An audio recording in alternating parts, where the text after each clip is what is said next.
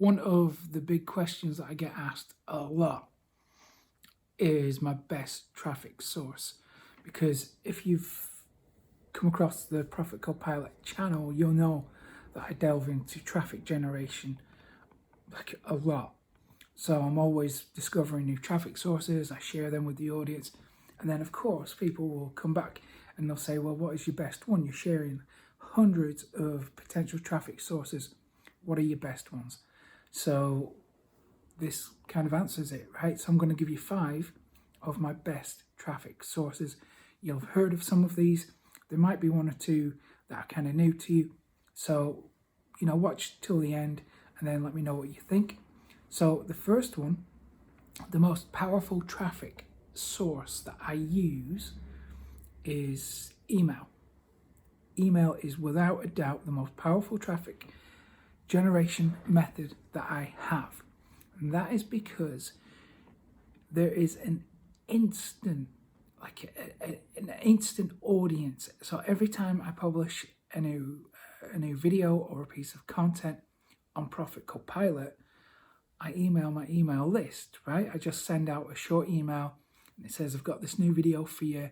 Here are the benefits of watching it. Boom. Within seconds of clicking that button, I now have traffic coming to that video or that sales page or a lead magnet, whatever I want to send them to, right? So for instant, immediate traffic, anytime I want it, it's got to be email. And that's why I keep telling people to build their own email list. You have to do it. If you're not building an email list, you're missing out. You really are, because you've got to build that audience, And a common answer to that is, well, I've got so many thousand followers on Facebook. I've got Instagram followers. That's not an audience that's really yours, right? That can be taken away from you. So you've got to move your traffic to something that you do have control over. And yeah, you're going to have to spend a bit of money to do it properly, but hey, that's the way it is, right? That's life. You're running a business to make money. Well, guess what? To do that, you have to pay for services and for education to do that properly. It's just the way it is. Wouldn't it be a wonderful world if everything was free? But it's not. So invest in email marketing. I saw some stats the other day saying, was it for every dollar spent, you can expect to make a return of $40. It's pretty mental. Now, I don't know how true that is, but I do know email marketing, not only does it absolutely rock for traffic generation, it is also the main way of selling too. So that's number 1, right? Email marketing, without doubt, the most powerful traffic method. The next one is Google or YouTube. It doesn't matter which one, because they are practically the same thing, just depending on what type of content you want to consume. So if you want to read blog posts, then or written word stuff, then you're probably going to go with google.com and search that. If someone wants to watch video content, they'll probably go to youtube.com.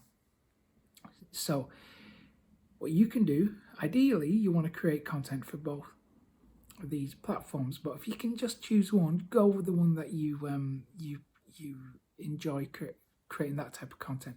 So if you're good at writing, aim to make google.com happy. If you're good at video stuff, I prefer video, so I tend to upload stuff to YouTube. Now, you're going to have to optimize your content. That's just the way it is. So you have to appeal to search traffic. The way to do that is to know your keywords. So do your keyword research, have an idea of the type of thing that people are searching for, then create content based around that, based on your knowledge and your stories and all that stuff. And then optimize it for those specific keywords. It works pretty much the same for videos and for blog posts. So just go with the one that you're kind of okay with, the one that you enjoy doing most. One idea is, if you want to kind of double up on things, is if you're good at writing articles, write out your article and then use it as a script for a video. So now you're repurposing your content, you're kind of doubling up on your efforts. And hey, if you want to go even further, you can strip the audio from that and use that as a podcast. So now you've got 3 columns, content columns, from one piece of content. So you've repurposed it 3 times. But the important thing is to optimize. Okay, so that's number 2. That's Google or YouTube, basically SEO traffic, right? The next one, my third most powerful traffic source, is Facebook groups. So you're going to have to do a little bit of networking, a bit of hustling here to do it right, but it does kind of pay off. So if you get a list of the biggest, most popular groups in your niche and list them in order of popularity, and then start with the first one, bearing in mind the most popular, biggest groups are going to be really hammered with people trying to do this. Bear that in mind. So what you want to do is go in there, get known a little bit, put in the work, talk to people, help people deliver value, that kind of thing. Some of these people are going to click through onto your profile. On your profile, you can have a call to action to your website. So you can have like a big benefit, maybe offer you a lead magnet. This is how you get it. Go to this website. And then pin a link to your website at the very top of your profile. That's going to get you so far, but not as far as what we're going to do next. So when you've built up a bit of a reputation as a good guy, as a helpful member of the community, and the admins know that you're for real, that you're not just one of these guys who found a niche that they think they can make money from. You want to prove that you're the real deal. And then you want to reach out to the admins and ask if you can share some of your content every now and then.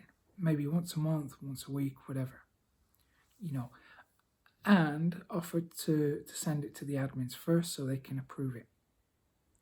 When you do this, when they can see that your content delivers value to their audience, to their community, there is an increased chance that they're going to say, yeah, sure, go ahead.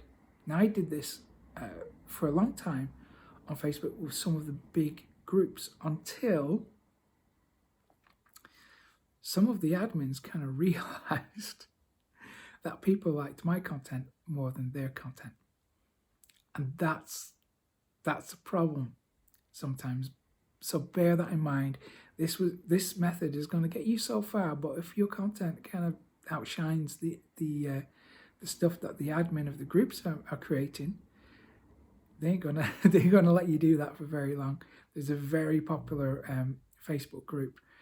The admin let me do this for about a year until my posts were getting so much more engagement than his posts, and it was kind of like, all right, I kind of understood. I didn't have a problem with him saying, listen, you can't do this anymore.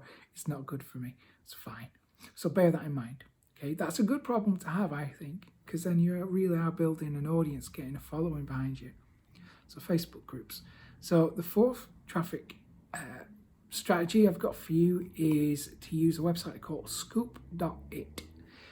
This is awesome, right? If you're creating good content, you need to be on this platform, because what they've got is like hundreds and hundreds and hundreds of niches out there. So you just choose your niche. They have these boards. Think of these boards as communities, all based around specific niches. And the communities on these are massive, really huge. But the amount of people actually publishing content on these groups is really small. So there's an opportunity for you to step in and say, hey, I've got this stuff, you might like it. Now, what you can do is, first of all, hit those big, well-known boards on there. But chances of getting your stuff on there is pretty slim. So what you need to do is work the smaller groups. So in every niche, you're going to have these big boards, but those big boards pull their content from smaller boards. So you need to get on those boards and submit content there, get to know people, share people's stuff, become known. And when you do this, people will start to recognize your content, and then it will get promoted up to the main boards, and that is where you're going to really get the traffic from. So Scoop.it. So the next strategy, number 5, is a little bit different. It takes a lot of work, but it is so powerful. So we briefly mentioned using podcasts. It's kind of a spin on that. So instead of creating your own podcasts, you're going to leverage other people's podcasts. So typically in every niche, you have these podcast makers struggling to find content, right? They need a lot of content to churn out these podcasts. So you're going to go to Spotify or iTunes or Google Play, wherever. Stitcher is a pretty good one. So you think of these as podcast search engines. Search for podcasts in your niche, get a list of them, and then you're going to reach out with a story. You need a story, you need a hook, an angle to go in with. So maybe you've done some research, you've uncovered some new data, boom. That's your door. That's going to open the door. Maybe you've had a weird experience, something unusual or strange has happened that's relevant to your niche. Boom, that's a story. So you need some way to leverage that door open. So you can do it with stories, or you can do it with data. So what you're going to do is do some outreach to these podcast people, tell them your story or the data, whatever it is, your new discovery. Maybe you've got a new method. If you want to create a new method really quick and easy, combine 2 existing methods together and then rebrand it as something unique. That's really simple, right? Call it the X method or the something formula, whatever, right? That's going to open the door for traffic generation with these podcasters. So you reach out and you say, I've got this thing. Maybe your audience would be interested. They'll invite you on, and then you talk about your stuff. You talk about the X method or the formula and your website. You will get a lot of traffic when you do this right. So that is kind of like one of the core guru methods, you know.